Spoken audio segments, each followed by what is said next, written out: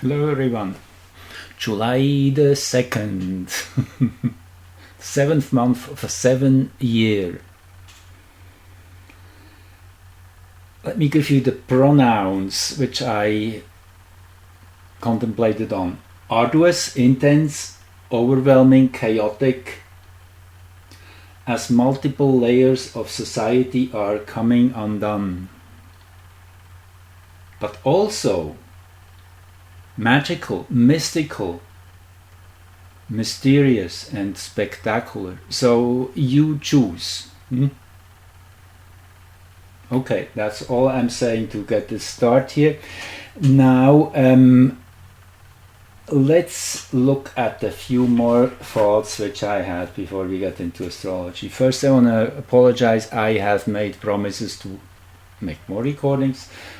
I'm always having that on my mind. However, life, as you probably all know, there are priorities. That's how it goes. Anyway, there are always two choices.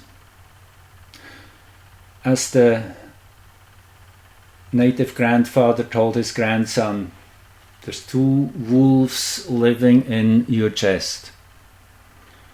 There's the dark one, which is hatred, anger, jealousy, grief, pain,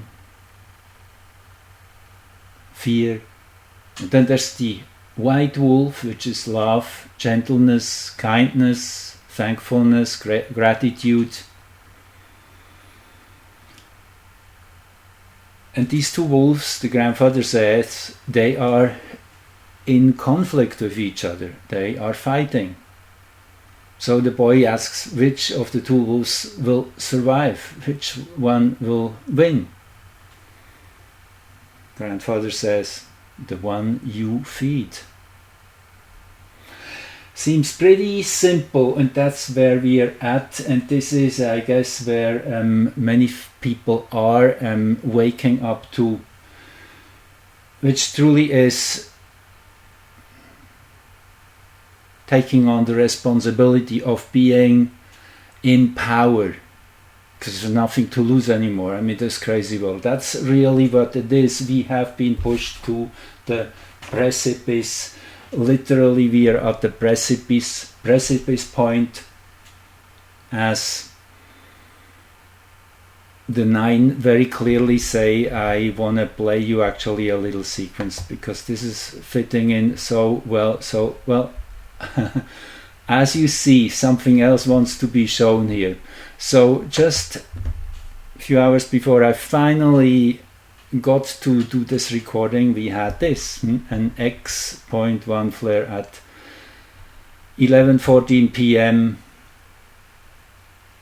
on July the 2nd still, yes.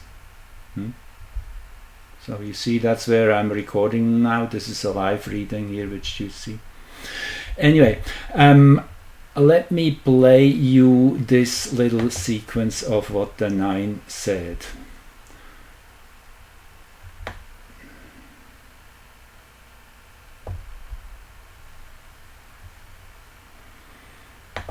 This is your new earth, and that which you know as Golden Age. It is upon you, for you have guaranteed the white lotus blooms at this time. Your crop circles for many years of your time have been leading up to this current point in your linear time, and the grid workers have worked their wizardry and magic with the movement of the fractality of that which you may know as coherence or symmetrical consciousness. Okay, here we go. This is the latest crop circle. June the 26th, this was, I wanted to say made, but it appeared. Literally, that's how it is. There's nothing which ever has been detected. Minutes prior, farmers have been walking by, and all of a sudden this imprint, and these are large, as you know, 90 feet probably, this is about in diameter. this is a very beautiful one, as you see. I mean, it's really something which has been crowned.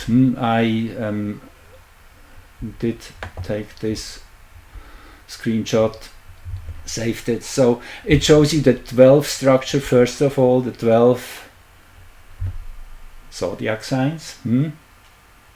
Over and again, that number 12 appears in crop circles, crop formations, whatever you call them. And we see that crown over 5 of these sun symbols. You could think this is the moon here in between, so it's both sun, moon. It's also here the sun, and down here the moon, kind of. So it is a real integration of yin and yang and the crown. I mean, how much more beautiful can it get? Sun and moon have been crowned, and also it indicates kind of a 4-month period. That's what I said. If you think of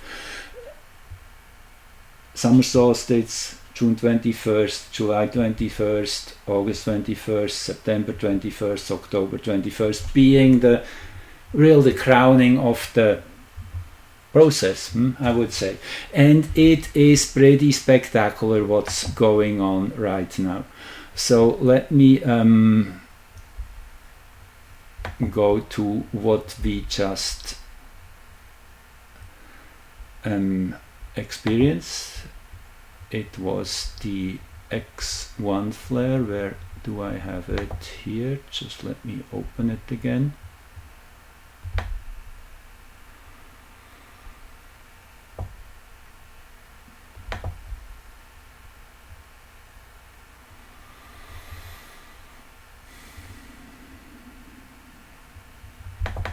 Here it is.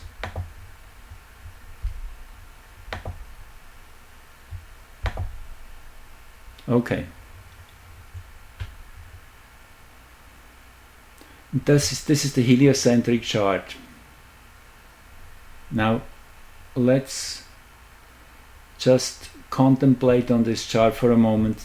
This is when, just a couple hours prior, when that X1 flare peaked. I'm going to show you this one too. That's the sunspot it erupted from. 3354 adds up to a 15 or a 6.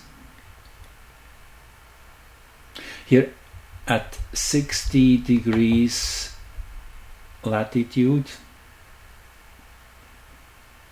west 6, north 16, and as you see, that's when it peaked. Anyway,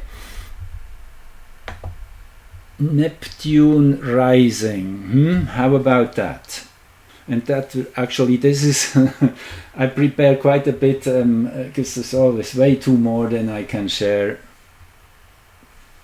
Anyway, maybe one day I will have the ability to do that, to wholeheartedly only do this. And I mean, yes, no, not only this, I'm also a musician, but definitely way more time into this. And anyway, what I have prepared is speaking about Neptune again. I keep repeating that theme because it really is what shows up on top of the pot, if you want to say so, what has to really the appearance of the whole conundrum, you should say. It's the labyrinth in a way. And Neptune is in a powerful position. Neptune has just turned retrograde a couple days ago. Let me now go to the, well, before I go there, let me just say one thing. This is Earth, this is heliocentric, so the sun would be in the center. So 60 degrees latitude, it said, western latitude, that means 60 degrees ahead of the sun. That would be the main direction of that X flare, somewhere in the direction of 10 degrees, 11 degrees Pisces. So Neptune and Saturn and Neptune are in this direction. Even though they are quite far away, they won't receive that impact till probably up to 2-3 weeks.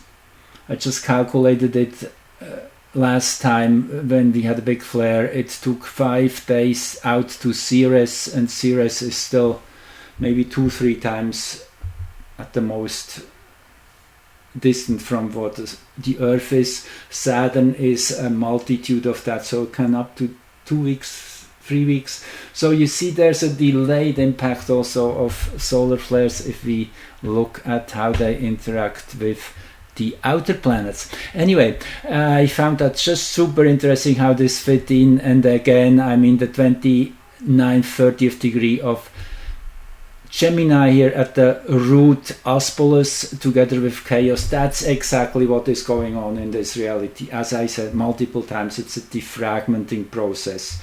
Things are taken apart quite intentionally on both sides of the spectrum. There is those who do it to create chaos in the way the word is usually used. And as you know, if you have been listening to my broadcast, the original meaning of chaos is primordial order.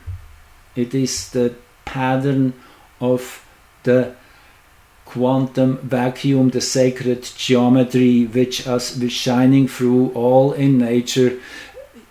Nature is always perfect. And if we allow things to be natural, let them just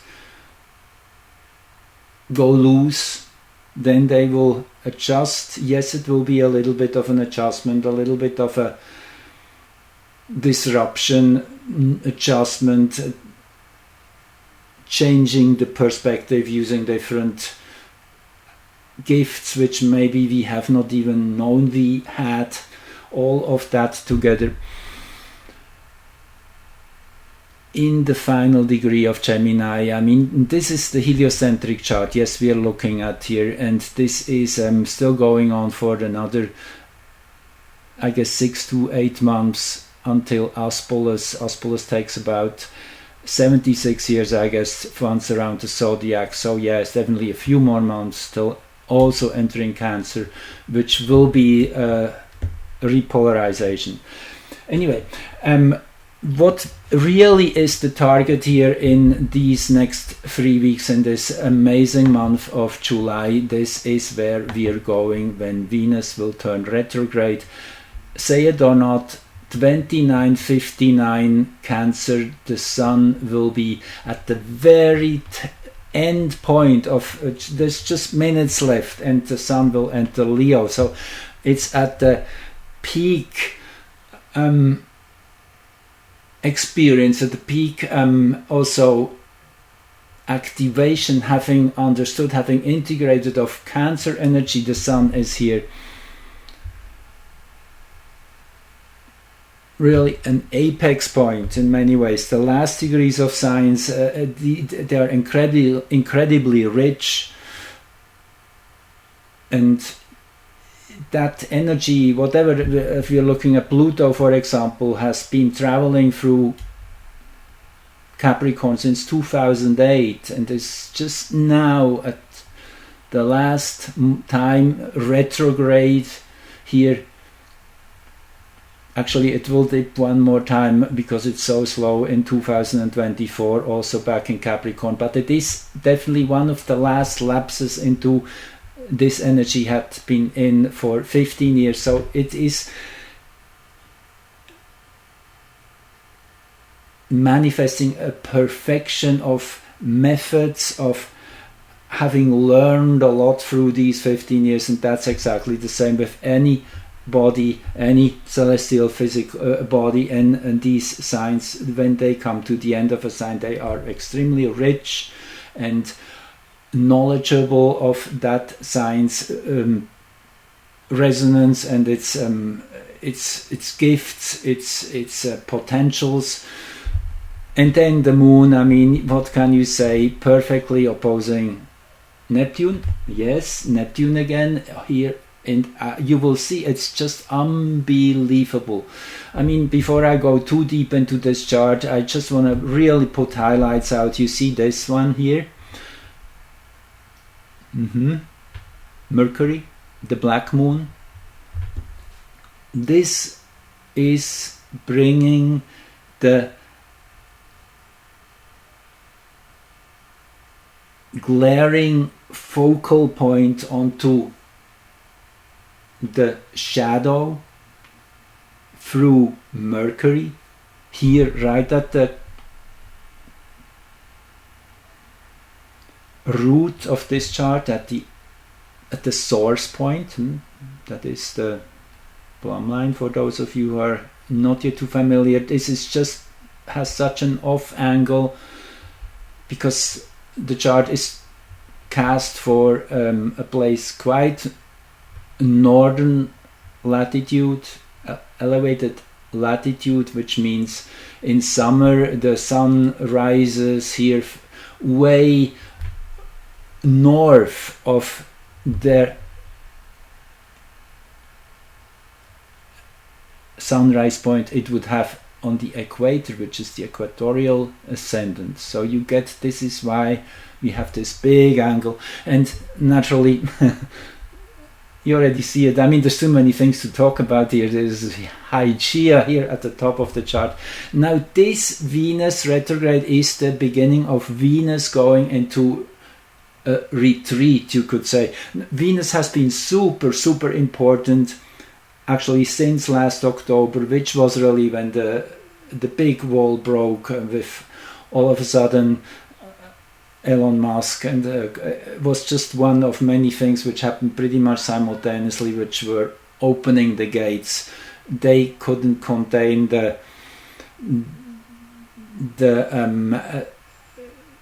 blocking of information any longer. There were cracks, there were leaks, and more the dam is about to break, and this is the break of the dam, the full break of the dam, and everything will flow out, explode, the explosion of Pandora's box. I mean, this is pretty obvious. This is such a powerful chart with the galactic center here on the 7th house.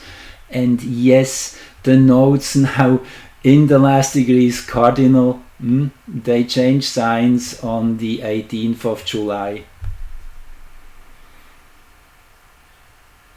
The North Node in Aries, what can you say? I mean, the North Node in Aries, this is Mars. Mars is now in charge. Mars being the one which represents the divine masculine. It is that pure energy of action, of doing the right thing, of bringing forth one's willpower, establishing one's position and holding the sword. This is a warring energy on all levels, all from the light warrior down to the, whatever you call it, those who engage in abusing that energy. We have always to see there's the full spectrum. I'm usually focusing on to the positive spectrum because that's you. I'm talking to you. We are the ones representing the positive values because we are in service. Let's put it that way, in a very simple way. We are here on a mission, not on our personal mission, but the more we wake up into our power and see that this is really the precipice point where we're at, there's no choice anymore. It's very humbling sometimes. Anyway, the 7th month of the 7 year, 7 is the number of the infinite. If you divide the circle by the number 7, you get the irrational number, a number with many numbers after the comma, actually an infinite sequence. So that's actually why I choose Greenwich as my umbilical attachment to Earth from the celestial realms, because this is 1/7 of a circle north of the equator, the exact angle would be 5126 many digits, as I said, but it's very close, within less than 3 minutes of arc on the latitude, the latitude above the equator, 1/7 of a circle. There's also that angle of 51 degrees is one of the main angles in the Great Pyramids. There is something really special which attaches to the higher frequencies, and actually works as an antenna, you could say. So anyway, with Hygeia up high, I mean, it's immediately clear this is all about bringing healing in Aquarius. Yes, and then you see there's many things going on, so I just I really will focus on this one first, because I will go back and to another one on how we get to this point, because this is super interesting. I'm just showing kind of the highest peak in this climb, and we will then see how we get there in my next episode, I guess. Anyway, so you see, just the day prior, actually 2 days prior, Ceres, the earth goddess, which also has been super exposed in many charts over the last few months. Ceres is a major player of what's going on right now. Ceres is the largest of the asteroids. As you know, the remnants of planet Marduk, or Tiamat, was blown up approximately 500 million years ago in a galactic war. Many people were killed, highly evolved people of many races, and part of the survivors and refugees made it to Earth. That's yet another story, but the remnants of this planet, they are here to redeem something. They want us not to do it the same way it had been done there. They want to teach us something, and so this is the story. It's all these feminine energies, goddesses, actually really it's like a seeding happened in a way through that extreme catastrophe. All these many deities were born, and that's how we have to see planets, really. They are deities. They're maybe not so much in person really containing that, but it is the frequency. It's always about the frequency. It's a frequency which connects then. So anyway, the long and short, what I want to say is these female goddess energies had a way to manifest themselves physically, producing a frequency, so to say, and these are the roles we have been given by the cosmos now to play in this Shakespearean drama of liberating planet Earth, to put it in a nutshell. And Ceres is the largest of those, 900 kilometers in diameter, and one of the few which is large enough of these remnants who by gravitational forces alone were forming, evening out into a sphere, into a spherical body, whereas the smaller ones are most often rugged and kind of really showing like remnants of, if you split a big a piece of rock or mountain in different pieces, that's kind of. So Ceres is very special. Ceres has been named as after the earth goddess who nourishes her creation, a real mother energy, unconditional love.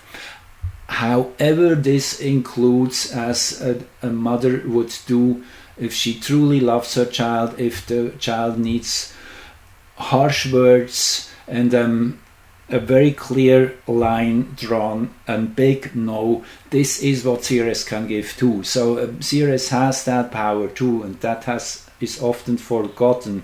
I mean, Ceres also, as every mother, every woman does, women more than men, is going through extreme emotional shifts. I mean, I wouldn't say that men do not go through that too, but in men it's usually more. Rarely a man is going so overwhelmed by them, and it's kind of the male energy is more able to control, which is not necessarily a good thing, but just saying. So Ceres is one of these energies which has really extremes on both sides. Often Ceres shows up in earthquake charts, for example, or in flooding charts, things like that. That's why I mentioned that Ceres-Neptune connection, which is still very strong this year. We just had the last exact opposition of the two. Could mean something like that too. There's always many possibilities these energies can express, and it's really our choice. Just linking back to what I said earlier about the two wolves, we have the choice, and we have been able to lift the frequency on this planet already that much that many of the worst predictions have been, let me think how I say that, outgrown. It is like there has a mutation been happening which now is demanding a different outcome. And that happens all the time. It's really that pushing the frequency band higher in general, as mirrored in the Schumann resonance, or, I mean, there's many ways to relate to that. Astrology is one of it. Solar flares is another one of it. Then, as you probably know, there is I forget what it was called, the photon belt, where Earth and the whole solar system is now in that special part in our galaxy. And there's many things which are cumulative in that sense, raising the bar ever higher, pushing, firing up that oven, bringing us to that point where we really have to pop like popcorn.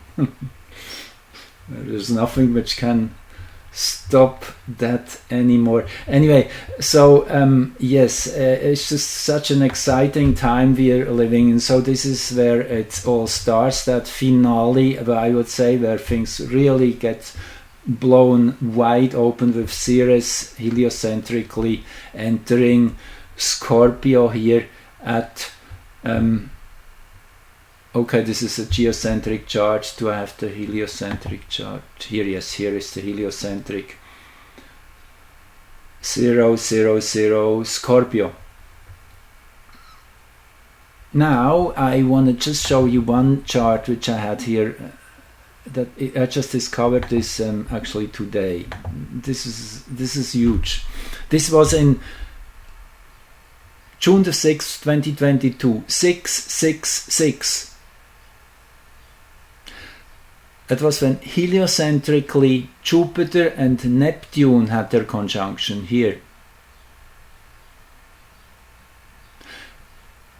This is a 13-year cycle approximately. It takes 13 years for Jupiter to catch up with Neptune. By then Neptune will be in the next sign. So this was huge. These were the two rulers of the sign Pisces in their own sign, having their conjunction, that one which really started this I would say, visionary cycle. It's a 13 years of creating visions. And interesting, it happened here in the first line of hexagram 36, which is darkening of the light. So it meant that the expansion, first of all, would have to go into the dark, into lightening up all the deep and difficult and terrible and whatnot. And this really reflects in what we are experiencing. Let me just jump back once more to this chart here, which I haven't shown you yet. It is this one here. Neptune turned retrograde on the 30th at 27:41. This is now in the last line of the hexagram 36, and this is the energy we are experiencing as Neptune is really in charge right now on all levels. So let me read you what hexagram 36 means. So here first I want to show you, this is where we find that. It's that section between 22, 37, 30 and 28:15 Pisces. If you're really interested, you can scroll down and there you see it. This is the breakdown, 22, 20, whatever. And here you see this is the last line, 1, 2, 3, 4, 5, 6 it goes, and that is the one starting on 27/18/45 till 28:15. That's where Neptune will be in for the whole next year, particularly so as it has turned now. I guess it will go back in the earlier line, but nevertheless this line is the darkest of the dark. Let me read it to you what it says here in the Wilhelm translation. 6 at the top means not light but darkness. First he climbed up to heaven, then plunged into the depths of the earth. Here the climax of the darkening is reached. The dark power at first held so high a place that it could wound all who were on the side of good and the light. But in the end it perishes of its own darkness, for evil must itself fall at the very moment when it has wholly overcome the good, and thus consumed the energy to which it owed its duration. Pretty neat stuff. Let me tell you something. When we'll get Neptune out of this hexagram, this line. So Neptune goes from here on backward to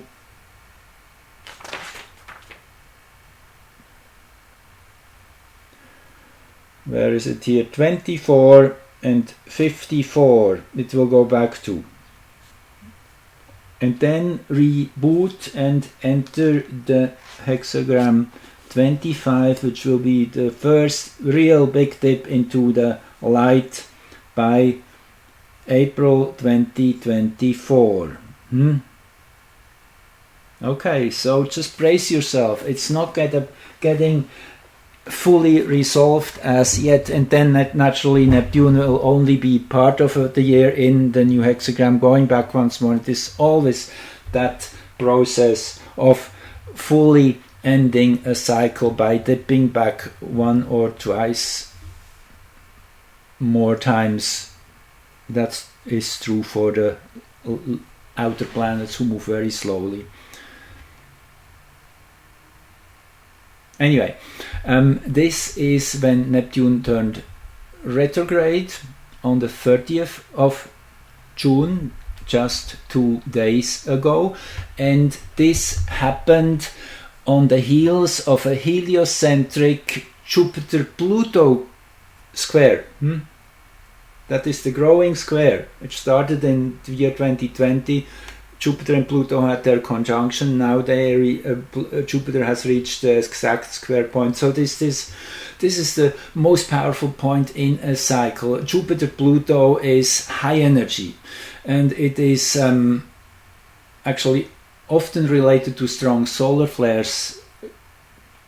There's a German astronomer who lived in the 1970s who was also an astrologer, and he did that study, and he came to the conclusion, yes, big solar flares happen when there is strong Jupiter-Pluto angles with the Sun involved naturally. So this is high energy, and this on that same day also there's one third thing I'm missing here now. Right, this is then when Mercury and the Sun had their superior conjunction. Anyway, I guess, yeah, I'm jumping all over the plate. I think I just will continue. It's easiest. It's flowing right now. It will be a little longer, but what not? You can stop it and listen to it. Continue tomorrow or so. It's just also exhilarating, so exciting, and I'm on it right now. So I want to read you here something. This is the degree where the Sun and Mercury had their upper conjunction. Now the upper conjunction is super important. Mercury has a 4-month cycle. Takes 4 months from retrogradation to the next retrogradation, and the apex between those two retrograde periods is when the Sun and Mercury meet, when Mercury is behind the Sun, so to say, and the inferior conjunction is always at the center point of the retrogrades. That is when Mercury is moving between Earth and the Sun. So when Mercury is behind the Sun, this is when it's at its greatest power, on the peak of its cycle. And let me read you what that 10th degree of Cancer says here in the Sabian Symbols, my worn out book, the only one I really read.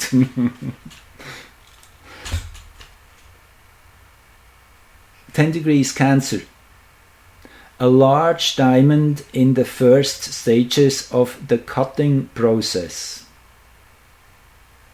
Keynote: the arduous training for perfection in order to fully manifest an ideal. Comment by Rudyard: we are still dealing with the evolution of consciousness and of personality at a preliminary stage. Yes, that's true. I mean, think of all these sleeping beauties. Have to make some quite remarkable step to catch up to what's truly going on. He continues: the potentiality of a completely formed mind through which the light of understanding will shine brightly is already in evidence. But much work is still to be done. Makes sense. And he continues further down: this is a painful operation for the rough stone, but the goal is worth the suffering, the heat, the grinding noise. Okay, let that sink in. That is the base note of what's going on in the next 2 months. And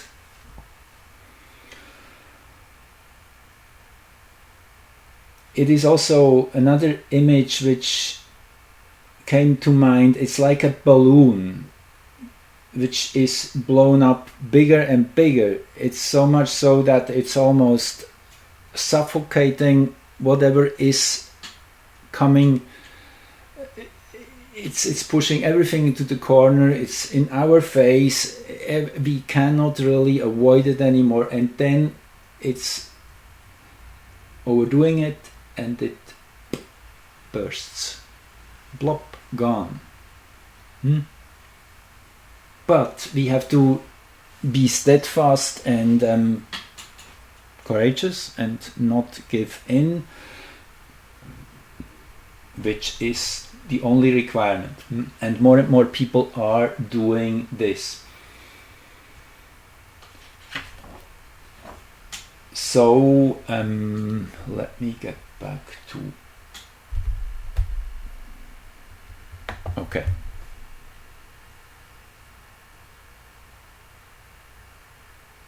Okay, I guess I leave it at that. I make a second episode here where I show you really that journey. I think it is the best way to do it.